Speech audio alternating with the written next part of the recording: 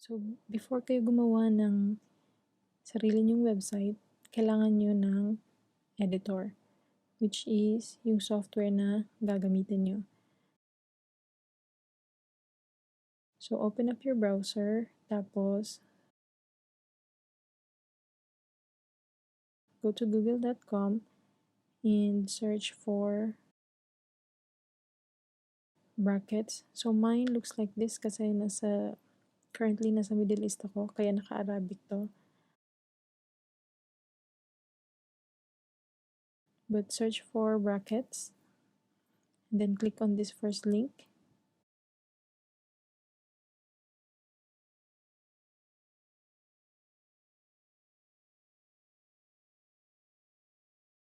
So, click on this download button.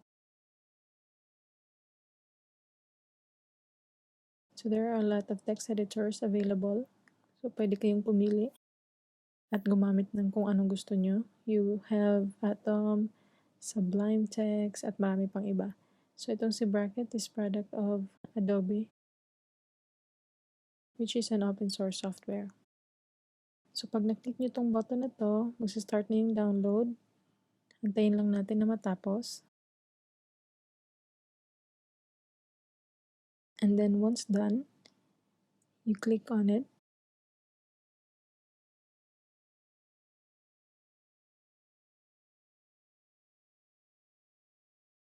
And then, you can change the path kung gusto nyo.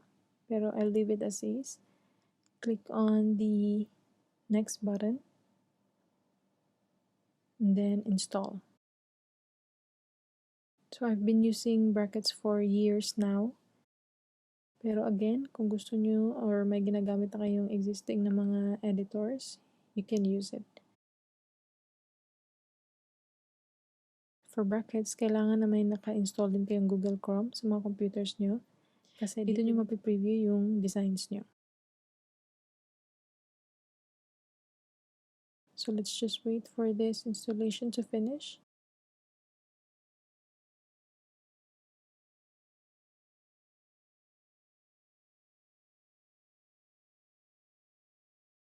So, pagtapos na, click on the finish button.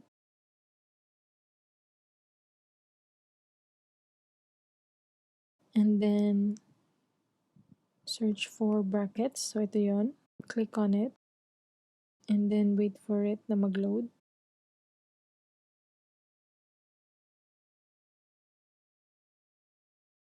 So, at first, ito yung tsura ng brackets nyo.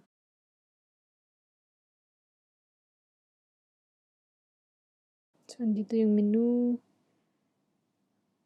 Dito tayo gagawa ng files, which is, yan yung topic for the next video.